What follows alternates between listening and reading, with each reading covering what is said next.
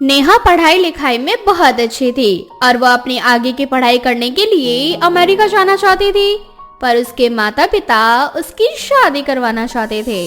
माँ, मुझे अभी शादी नहीं करनी, मुझे अभी और पढ़ाई करनी है। आप मुझे अमेरिका जाने दो। हम तुझे अमेरिका पढ़ने के लिए भेज देंगे, पर हमारी एक शर्त है। कैसी शर्त? तेरी पढ़ाई होते ही तू अमेरिका से वापस आ जाएगी और हम जिससे कहेंगे तू उस लड़के से शादी करेगी। माँ, मुझे आपकी सारी शर्त मंजूर है। इस तरह से नेहा अपनी माँ की सारी शर्तें मान जाती है और उसकी माँ भी उसे अमेरिका भेजने को तैयार हो जाती है। बहुत जल्द नेहा अपनी पढ़ाई के लिए अमेरिका जाती है और अपनी पढ़ाई पूरी करके इंडिया वापस आ जाती है। शर्त तो याद है ना तुझे? तू भूली तो नहीं? हाँ माँ, मुझे सब याद है, इसलिए आपने जो भी लड़का पसंद किया है मैं उसके लिए हाँ करती हूँ। इस तरह से नेहा बिना कोई सवाल जवाब किए अपने माता पिता की पसंद के लड़के कमल से शादी कर लेती है। नेहा बहुत ज्यादा पढ़ी लिखी थी, पर कमल उससे कम पढ़ा लिखा था। तो वहीं दूसरी ओर उसके ससुराल वाले सभी लोग अनपढ़ थे, यहाँ तक कि उसके ननंद कोमल भी, जो कि सिर्फ 8वीं पास थी। पर नेहा को ये बात पता नहीं थी। अब शादी के कुछ दिन बीत जाते हैं और ऐसे ही एक दिन। कोमल, अभी तुम्हारी पढ़ाई करने की उम्र है। मैं जब से यहाँ आई हूँ देख रही हूँ तुम एक भी दिन कॉलेज नहीं गई। तुम कॉलेज क्यों नहीं जाती हो?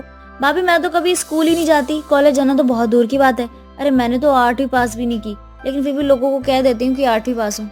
क्या? पर तुमने पढ़ाई क्यों नहीं की? और तुम्हारे भैया कितने पढ़े लिखे हैं? भैया आप जितने तो पढ़े लिखे नहीं है, लेकिन हाँ उन्होंने ग्रेजुएशन की है। मेरा तो पढ़ाई में मन ही नहीं लगता। और माँ, वो तो पूरी की पूरी अंगूठा छाप है। इतना बोलकर कोमल वहाँ से चली जाती है। अब नेहा को जब पता चलता है कि उसके ससुराल वाले अनपढ़ है, तो उसे अपने इस फैसले पर बहुत दुख होता है। माँ ने मेरे साथ ये सही नहीं किया। मैं कहाँ इतनी पढ़ी लिखी और मेरा ससुराल अनपढ़। माँ को क्या दोष दूं? गलती तो मेरी है जो मैंने माँ की बकवास शर्त मानी। पर एक चीज की खुशी है, कम से कम कमल जी तो पढ़े लिखे ही हैं। इस तरह से नेहा अपने अनपढ़ ससुराल वालों को अपना लेती है, पर उसके अनपढ़ ससुराल वाले उसे उसके पढ़े लिखे होने का ताना देते हैं और अपने अनपढ़ होने पर भी गुमान करते हैं। अरे बहू कमरे में बैठकर सिर्फ पढ़ाई करना ही जानती है या खाना बनाना भी जानती है? माँ जी, मुझे सब आता है। मैं अभी आपके लिए डिनर बना देती हूँ। वैसे भी कमल जी के आने का समय हो चुका है। इतना बोलकर नेहा किचन में जाकर कुछ चाइनीज खाना बनाती है और टेबल पर लगा देती है। नेहा के साथ विमला और कोमल ने कभी चाइनीज खाना नहीं खाया था, इसलिए वो चम्मच को साइड में छोड़कर हाथों से ही खाने लगते हैं। ये देखकर नेहा अपनी सास से कहती है, अरे माँ जी, आप दोनों ये क्या कर रहे हो? ये नूडल्स हैं। आप दोनों इसे दाल चावल की तरह क्यों खा रहे हैं? इसे फोर्क से खाओ, मेरा मतलब है कांटे वाली चम्मच से। अरे बहू, क्या फर्क पड़ता है? खाना पेट में ही तो जाएगा ना, चाहे हाथ से खाओ या कांटेदार चम्मच से। वैसे भी हमें इस चम्मच को देख के ही डर लग रहा है, कहीं इससे हमारे जीभ में छेद ना हो जाए। हमारे लिए तो हमारे हाथ ही सही हैं। अरे माँ, तुम ना सच में अनपढ़ की अनपढ़ ही रहोगी। भाभी पढ़ी लिखी हैं, उन्हें हमसे ज्यादा समझ है। अगर वो कह रही हैं कि चम्मच से नूडल खाते हैं, तो चम्मच से क्यों नहीं खा लेती? कोमल, तू तो चुप ही कर जा, वरना एक थप्पड़ में तेरे सर से तेरा सारा भूत उतार दूंगी मैं। खुद तो पढ़ी लिखी है नहीं, खुद भी अनपढ़ है और मुझे बोल रही है। चुपचाप से बैठो और एक बात ना हमेशा याद रखना, हम बचपन से हाथ से ही खाना खाते आए हैं और हम हाथ से ही खाएंगे। हमें कोई शर्म नहीं है इसमें। पर माँ जी, जिस तरह से आप खा रही हो, इस तरह से तो आपकी तबीयत खराब हो जाएगी। हमारे हाथों में बहुत सारे बैक्टीरिया होते हैं, कीटाणु होते हैं, जो खाने के जरिए हमारे पेट में चले जाते हैं। अरे बहू, हम जानते हैं कि तू बहुत ही ज्यादा पढ़ी लिखी है, इसीलिए अंग्रेजों की तरह खाना जानती है, पर हमारे बस की बात नहीं है ये सब। इसीलिए तू हम पे ना अपने पढ़े लिखे होने का जोर मत डाल। इस तरह से विमला नेहा पर नाराज हो जाती है और गुस्से में बिना खाना खाए वहाँ से चली जाती है। पर कोमल अपनी भाभी से खाने का तरीका सीखती है। अब इसी तरह से कुछ दिन बीत जाते हैं और कोमल अपनी सहेली के साथ क्लब जाने के लिए तैयार होने लगती है। वो कोमल को इतना तैयार होता देख नेहा उससे कहती है, क्या बात है कोमल, आज तुम बहुत तैयार हो रही हो, कहीं जा रही हो क्या? हाँ भाभी, हमारी सहेलियां ना क्लब जा रही हैं। हमने तो पढ़ाई छोड़ दी थी, पर उन्होंने बहुत पढ़ाई की, बिल्कुल आपकी तरह। और बहुत समय बाद उन्होंने मुझे भी पार्टी में इनवाइट किया है। इनविट नहीं, इनवाइट होता है। और क्लब में ऐसे सूट सलवार पहन के नहीं जाते। मेरे पास बहुत अच्छी ड्रेस है, मैं तुम्हें देती हूँ, तुम वो पहन कर जाना वहाँ। इस तरह से नेहा अपना वन पीस कोमल को दे देती है और उसका काफी अच्छे से मेकअप करती है। अपने आप को जब कोमल शीशे में देखती है तो वो अपनी सुंदरता की फैन हो जाती है। अरे भाभी, इस ड्रेस में मैं कितनी ज्यादा सुंदर लग रही हूँ, बहुत ब्यूटीफुल लग रही हूँ। हमें देख के कोई भी नहीं कहेगा कि मैं अनपढ़ हूँ। भाभी, मैं अब जा रही हूँ, आप ना माँ को संभाल लेना। ठीक है, तुम आराम से जाओ, मैं घर में सब संभाल लूंगी। इस तरह से कोमल अपने दोस्तों के साथ पार्टी करने के लिए चली जाती है। अब ऐसे ही कुछ दिन बीत जाते हैं और एक दिन विमला का भतीजा अशोक आता है, जिसकी नजर में विमला के प्रॉपर्टी पर होती है। पर विमला अपने भतीजे पर आंख बंद करके भरोसा करती थी, इसलिए वो हर समय अपने भतीजे को अपने सर पर बिठा कर रखती थी। अशोक बेटा, तू कितना ज्यादा पतला हो गया है। ये सारा नतीजा ना पढ़ाई करने का है। आखिर कितनी पढ़ाई करेगा तू? मेरी बात मान तो इस पढ़ाई को छोड़ और कोई नौकरी कर ले। पढ़ाई में कुछ नहीं रखा। अरे बुआ, मैंने तो पढ़ाई कब की छोड़ दी। अब तो बस मैं अपना दिमाग लगाता हूँ कि कैसे आपके जैसे सुंदर घर में रह सकूं। बुआ, कुछ दिनों के लिए मैं आपके साथ रह सकता हूँ? अरे बेटा, ये भी कोई पूछने वाली बात है क्या? इस तरह से विमला अशोक को रहने की आज्ञा दे देती है। ऐसे ही कुछ दिन बीत जाते हैं और ऐसे ही एक दिन। बुआ माफ करना, दरअसल मैं आपको बताना भूल गया था। माँ ने ये कुछ पेपर्स भेजे हैं। माँ कह रही थी कि इस पर आपके साइन चाहिए। शायद पापा गांव की जमीन आपके नाम करना चाहते हैं। अरे तेरा बाप इतना अच्छा कहाँ जो मुझे कुछ दे। बस मरते हुए मेरे पिताजी बोल गए थे, बस इसी वजह से वो तेरा निकम्मा बाप गांव की जमीन ना चाहते हुए भी मुझे दे गया। लाभ जल्दी से अंगूठा लगा देती हूँ। अरे माँ, जब आपको मामा जी पे विश्वास नहीं है तो भतीजे पे कैसे विश्वास हो रहा है? भाभी से एक बार पढ़वा लो ना, क्या लिखा है इसमें। तू ना चुप कर, मुझे अपने भतीजे पे पूरा विश्वास है। उस कमंडी पढ़ी लिखी नेहा से मुझे कुछ भी नहीं पढ़वाना। इतना बोलकर विमला जैसे ही पेपर्स पर अंगूठा लगाने वाली होती है कि तभी वहाँ नेहा आ जाती है और वो पेपर उठाकर बोलती है, माँ जी, आपकी गलतफहमी है कि आपकी पढ़ी लिखी बहू को अपने पढ़े लिखे होने पर घमंड है। मैं आपको साफ साफ बता देती हूँ, इस कागजात में लिखा है कि आप अपने पूरे होशो हवास में अपना ये घर अपने भतीजे यानी कि अशोक के नाम कर रही हैं। अगर आप फिर भी इन पेपर्स पर अंगूठा लगाना चाहती हैं तो शौक से लगा सकती हैं। अब जैसे ही विमला को सच का पता चलता है, वो अपने भतीजे को घर से निकाल देती है और अपनी बहू से अपनी गलतियों की माफी मांगती है, जिसके बाद फिर कभी विमला अपनी बहू को नीचा दिखाने की कोशिश नहीं करती। हर बहू के अपने ससुराल में कुछ अरमान होते हैं कि वो अपने ससुराल को अपने हिसाब से रखे, अपनी सास को खुशियां बांटे, घर सजा के रखे। ऐसा ही कुछ अरमान मधु के भी थे। ऐसे ही एक दिन, बस भाई साहब, ये सारी फर्नीचर यहीं उतार दो। इन फर्नीचरों को तो मैं अपने हिसाब से घर में सजाऊंगी। अरे बहू, ये फर्नीचर क्यों लेकर आई है? हमारे घर में पहले से ही फर्नीचर रखे हुए हैं। माँ जी, ये सारे फर्नीचर पुराने हो चुके हैं, इसीलिए मैंने ये नए फर्नीचर मंगवाए। देखिए कितने सुंदर लग रहे हैं। सोचिए, जब नए फर्नीचर हमारे घर में लगेंगे तो हमारा घर कैसे चहक उठेगा। बहू, लग रहा है कि तू भूल गई है कि ये तेरा घर नहीं बल्कि तेरी सास का है। और तू जिन फर्नीचर को हटाने की बात कह रही है ना, वो फर्नीचर मेरे घर वालों ने मेरी शादी में दिया था। और इन मेरे फर्नीचर को तेरी उम्र से भी ज्यादा साल हो चुके हैं इस घर में रहते हुए। तो इस बात को तू अच्छे से समझ जा कि अपना जो फर्नीचर लेकर आई है ना, उसे वापस ले जा। बेचारी मधु करती भी क्या, सास का हुक्म जो था, ना चाहते हुए भी उनके कहने पर बेचारी मधु सारे फर्नीचर वापस कर देती है और अपने कमरे में उदास होकर बैठ जाती है। शाम को जब मधु का पति अनिल घर आता है तो वह मधु का उदास चेहरा देखकर उससे कहता है, अरे आज क्या हो गया तुम्हें? आज ऐसे मुंह चढ़ाकर क्यों बैठी हो? मेरा मुंह ही ऐसा है, ये समझ लो तुम। तुम्हारी माँ पता नहीं खुद को क्या समझती है, हर समय कहती रहती है कि ये मेरा घर है ना कि तुम्हारा। सास का घर बहू का घर नहीं होता क्या? अरे मधु, क्यों बातों को जलेबी की तरह घुमा रही हो? साफ साफ कहो ना, क्या बात है? कुछ नहीं, बस मुझे तो अब इंतजार है कि मैं भी जल्दी से सास बनूं ताकि माँ जी की तरह मैं भी रौब झाड़ सकूं। इतना बोलकर मधु जाकर सो जाती है। अब ऐसे ही कुछ दिन बीत जाते हैं और एक दिन फिर से मधु घर में नया टीवी लाने के लिए अनिल से कहती है, अनिल, सबके घर में एलईडी टीवी है और हमारे घर में अब तक वही ब्लैक एंड व्हाइट डब्बा चल रहा है। ये डब्बा भी अब खराब होने को है। अब तो रंगीन टीवी ले लो यार। ठीक है मधु, आज शाम को ही ले आऊंगा। खुश? अरे ऐसे कैसे तू शाम को टीवी ले आएगा यहाँ? मेरी लाई हुई टीवी है ना, और जब तक इस घर में मैं हूँ तब तक सब कुछ मेरे हिसाब से चलेगा। इतना बोलकर कुसुम वहाँ से चली जाती है और अनिल अपनी माँ की बात सुनकर वो भी वहाँ से चला जाता है। मधु अपनी सास की हरकतों से परेशान हो चुकी थी, इसलिए अब वो भी किसी भी तरह की कोई फरमाइश नहीं करती। समय यूं ही बीतता जाता है और एक दिन गांव से कुसुम की सास गायत्री आ जाती है। जी आप कौन? मैंने आपको नहीं पहचाना और न ही आज से पहले कभी देखा। तूने मुझे नहीं पहचाना, पर मैंने तुझे देखते ही पहचान लिया। तू मेरे पोते अनिल की बीवी है ना? मैं हूँ तेरी सास कुसुम की भी सास, गायत्री। अब खड़ी खड़ी मुंह क्या देख रही है? मेरे लिए नाश्ता पानी नहीं लेकर आएगी? हाँ अभी लाई, और मैं माँ जी को भी बता कर आती हूँ कि आप आई हैं। इतना बोलकर मधु जल्दी से अपनी दादी सास की खबर अपनी सास को सुनाती है। अब जैसे ही कुसुम को पता चलता है कि उसकी सास घर आई है, उसके तो तोते ही उड़ जाते हैं और जल्दी से कुसुम अपनी सास से मिलने जाती है। आ गई करम जली, कहाँ मर गई थी? जरा भी होश नहीं रहा तुझे कि आज तेरी सास घर आने वाली है? हाँ हाँ, होश रहेगा भी क्यों? आखिर मुझे यहाँ देखकर तेरा मुंह जो उतर गया। तू तो यही चाहती थी ना कि मैं हमेशा गांव में ही पड़ी रहूं, हाँ? अरे नहीं नहीं माँ, ऐसा कुछ भी नहीं है। अगर ऐसा कुछ होता तो मैं फोन पर आपको आने के लिए थोड़ी ना कहती। वो तो दिख ही रहा है कितनी खुश है।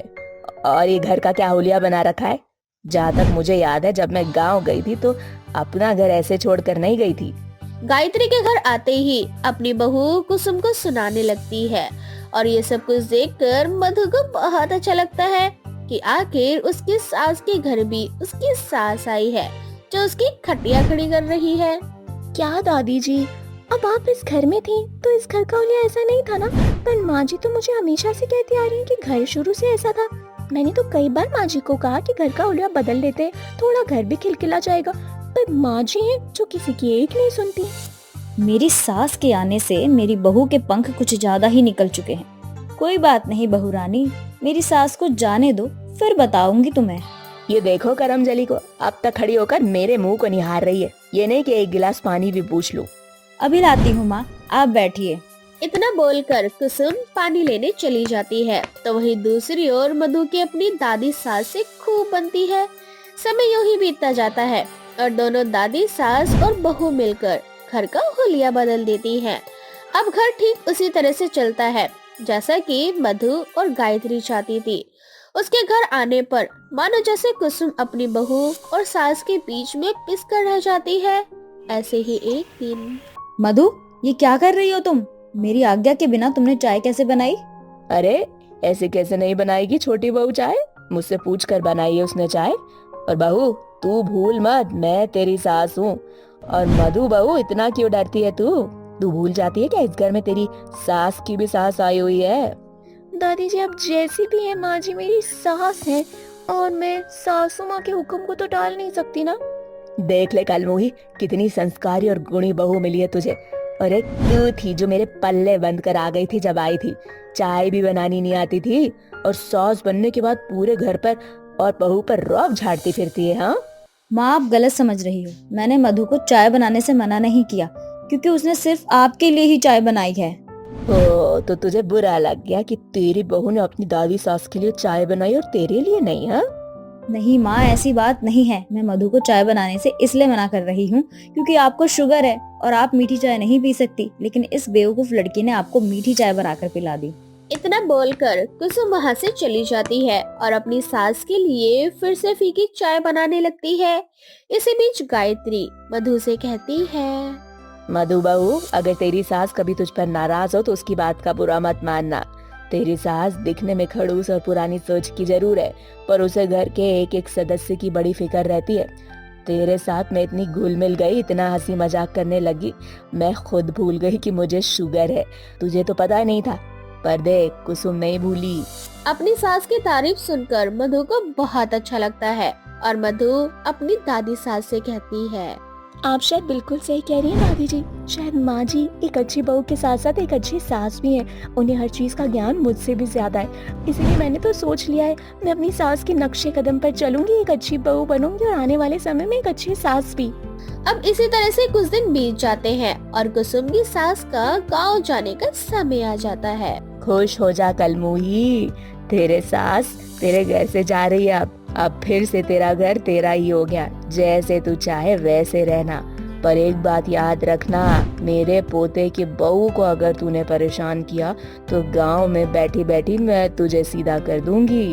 बहू, इस घर में तुझे जैसे रहना है तो वैसे रह, जो सामान लेकर आना है तो वो लेकर आ। अब मैं तुझे नहीं रोकूंगी। अब तो खुश हो ना माँ, आप नहीं टोक रही आपके पोते की बीवी को। अब गायत्री गांव चली जाती है और कुसुम भी मधु पर रोक टोक करना छोड़ देती है, जिसके बाद मधु अपने ससुराल में अपने हिसाब से रहती है और अपनी सास की एक अच्छी बहू की तरह देखभाल भी करती है।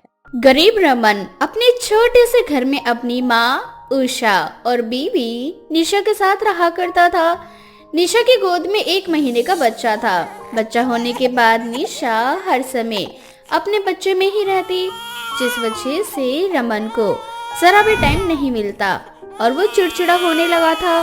निशा, गुड़िया को माँ के पास छोड़ाओ, इसकी वजह से मेरी नींद पूरी नहीं होती। तुम्हें क्या, तुम तो दिन में आराम से सो जाती हो, पर मुझे तो खेत में काम करना पड़ता है। मैं गुड़िया को माँ के पास छोड़ देती हूँ। आप तो जानते हैं ना कि गुड़िया कितनी छोटी है, उसे हर 2 घंटे में दूध पिलाना होता है। ठीक है, तो मैं ही यहाँ से चला जाता हूँ। आप रहने दीजिए, मैं गुड़िया को बाहर लेके जा रही हूँ। इतना बोलकर निशा गुड़िया को बाहर ले जाती है और उसे सुलाने की कोशिश करती है। समय यूं ही बीतता जाता है और समय के साथ रमन का चिड़चिड़ापन भी बढ़ने लगता है। ऐसे ही एक दिन। निशा, आज कितने महीनों बाद तुम मेरे पास ऐसे बैठी हो, तुम्हें अपने पास देखकर बहुत अच्छा लग रहा है। मैं जानती हूँ रमन जी कि आपको मुझसे बहुत सारी बातें करनी है और शायद मैं आपको समय नहीं दे पा रही, इस वजह से आप बहुत ज्यादा चिड़चिड़े हो रहे हैं। हाँ निशा, क्या बताऊं तुम्हें, मेरी जिंदगी में क्या उथल पुथल हो रही है। जब से गुड़िया हुई है ऐसा लग रहा है कि सारे सपने बिखर गए हैं। अब रमन जैसे ही निशा को अपने दुख बताने लगता है कि एक बार फिर गुड़िया उठ जाती है और जोर जोर से रोने लगती है। अपनी बेटी को रोता देख रमन तिल मिलाते हुए निशा से कहता है, लो, शुरू हो गया तुम्हारी बेटी का फिर से रोना।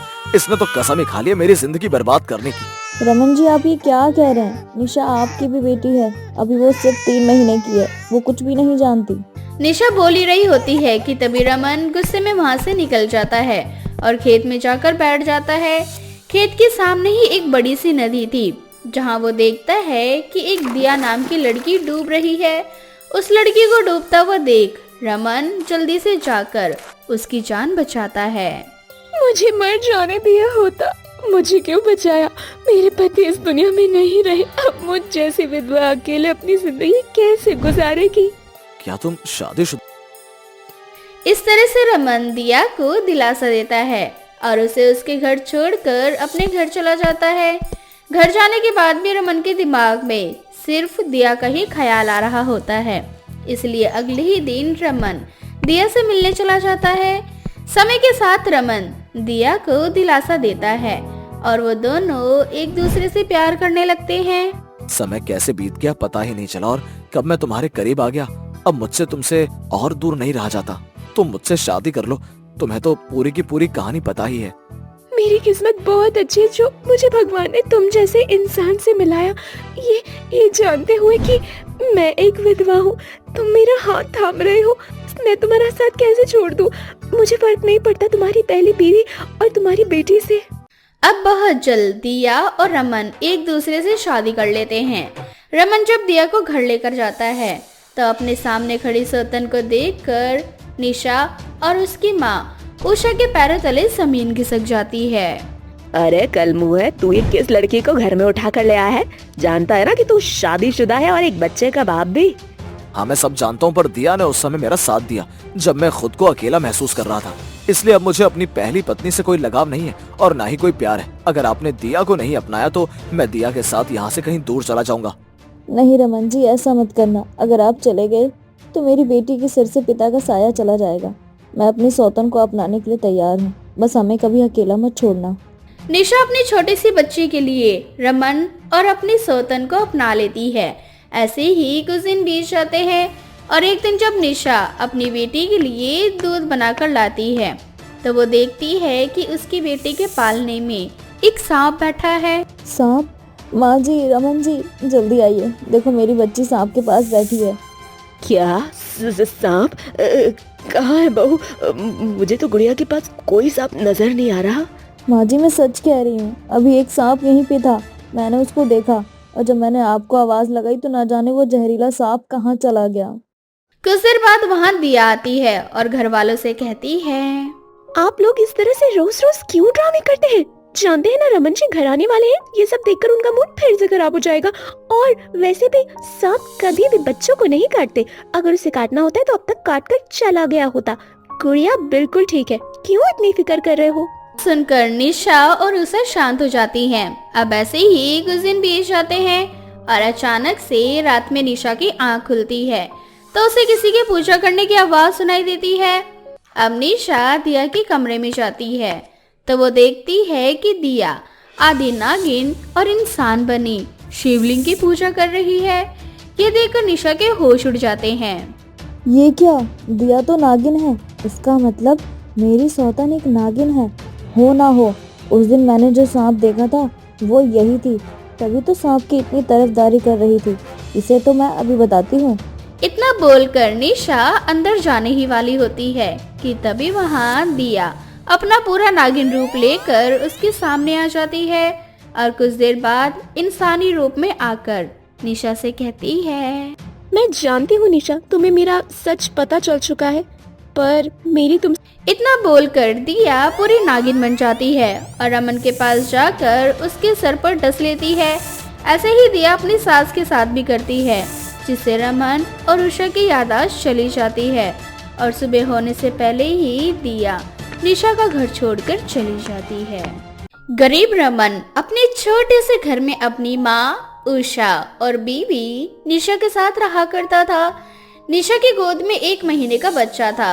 बच्चा होने के बाद निशा हर समय अपने बच्चे में ही रहती, जिस वजह से रमन को जरा भी टाइम नहीं मिलता और वो चिड़चिड़ा होने लगा था। निशा, गुड़िया को माँ के पास छोड़ाओ, इसकी वजह से मेरी नींद पूरी नहीं होती। तुम्हें क्या, तुम तो दिन में आराम से सो जाती हो, पर मुझे तो खेत में काम करना पड़ता है। मैं गुड़िया को माँ के पास छोड़ देती हूँ। आप तो जानते हैं ना कि गुड़िया कितनी छोटी है, उसे हर 2 घंटे में दूध पिलाना होता है। ठीक है, तो मैं ही यहाँ से चला जाता हूँ। आप रहने दीजिए, मैं गुड़िया को बाहर लेके जा रही हूँ। इतना बोलकर निशा गुड़िया को बाहर ले जाती है और उसे सुलाने की कोशिश करती है। समय यूं ही बीतता जाता है और समय के साथ रमन का चिड़चिड़ापन भी बढ़ने लगता है। ऐसे ही एक दिन। निशा, आज कितने महीनों बाद तुम मेरे पास ऐसे बैठी हो, तुम्हें अपने पास देखकर बहुत अच्छा लग रहा है। मैं जानती हूँ रमन जी कि आपको मुझसे बहुत सारी बातें करनी है और शायद मैं आपको समय नहीं दे पा रही, इस वजह से आप बहुत ज्यादा चिड़चिड़े हो रहे हैं। हाँ निशा, क्या बताऊं तुम्हें, मेरी जिंदगी में क्या उथल पुथल हो रही है। जब से गुड़िया हुई है ऐसा लग रहा है कि सारे सपने बिखर गए हैं। अब रमन जैसे ही निशा को अपने दुख बताने लगता है कि एक बार फिर गुड़िया उठ जाती है और जोर जोर से रोने लगती है। अपनी बेटी को रोता देख रमन तिल मिलाते हुए निशा से कहता है, लो, शुरू हो गया तुम्हारी बेटी का फिर से रोना। इसने तो कसम ही खा लिया मेरी जिंदगी बर्बाद करने की। रमन जी, आप ये क्या कह रहे हैं? निशा आपकी भी बेटी है, अभी वो सिर्फ 3 महीने की है, वो कुछ भी नहीं जानती। निशा बोल ही रही होती है कि तभी रमन गुस्से में वहाँ से निकल जाता है और खेत में जाकर बैठ जाता है। खेत के सामने ही एक बड़ी सी नदी थी, जहाँ वो देखता है कि एक दिया नाम की लड़की डूब रही है। उस लड़की को डूबता हुआ देख रमन जल्दी से जाकर उसकी जान बचाता है। मुझे मर जाने दिया होता, मुझे क्यों बचाया? मेरे पति इस दुनिया में नहीं रहे, अब मुझ जैसी विधवा अकेले अपनी जिंदगी कैसे गुजारेगी? क्या तुम शादीशुदा? इस तरह से रमन दिया को दिलासा देता है और उसे उसके घर छोड़कर अपने घर चला जाता है। घर जाने के बाद भी रमन के दिमाग में सिर्फ दिया का ही ख्याल आ रहा होता है, इसलिए अगले ही दिन रमन दिया से मिलने चला जाता है। समय के साथ रमन दिया को दिलासा देता है और वो दोनों एक दूसरे से प्यार करने लगते हैं। समय कैसे बीत गया पता ही नहीं चला और कब मैं तुम्हारे करीब आ गया। अब मुझसे तुमसे और दूर नहीं रहा जाता। तुम मुझसे शादी कर लो, तुम्हें तो पूरी की पूरी कहानी पता ही है। मेरी किस्मत बहुत अच्छी है जो मुझे भगवान ने तुम जैसे इंसान से मिलाया। ये जानते हुए कि मैं एक विधवा हूँ, तुम मेरा हाथ थाम रहे हो। मैं तुम्हारा साथ कैसे छोड़ दूँ? मुझे फर्क नहीं पड़ता तुम्हारी पहली बीवी और तुम्हारी बेटी से। अब बहुत जल्द दिया और रमन एक दूसरे से शादी कर लेते हैं। रमन जब दिया को घर लेकर जाता है तो अपने सामने खड़ी सौतन को देखकर निशा और उसकी माँ उषा के पैरों तले जमीन खिसक जाती है। अरे कल मुँह है, तू ये किस लड़की को घर में उठा कर ले आया है? जानता है ना कि तू शादीशुदा है और एक बच्चे का बाप भी। हाँ मैं सब जानता हूँ, पर दिया ने उस समय मेरा साथ दिया जब मैं खुद को अकेला महसूस कर रहा था। इसलिए अब मुझे अपनी पहली पत्नी से कोई लगाव नहीं है और ना ही कोई प्यार है। अगर आपने दिया को नहीं अपनाया तो मैं दिया के साथ यहाँ से कहीं दूर चला जाऊंगा। नहीं रमन जी, ऐसा मत करना। अगर आप चले गए तो मेरी बेटी के सिर से पिता का साया चला जाएगा। मैं अपनी सौतन को अपनाने के लिए तैयार हूँ, बस हमें कभी अकेला मत छोड़ना। निशा अपनी छोटी सी बच्ची के लिए रमन और अपनी सौतन को अपना लेती है। ऐसे ही कुछ दिन बीत जाते हैं और एक दिन जब निशा अपनी बेटी के लिए दूध बनाकर लाती है तो वो देखती है कि उसकी बेटी के पालने में एक सांप बैठा है।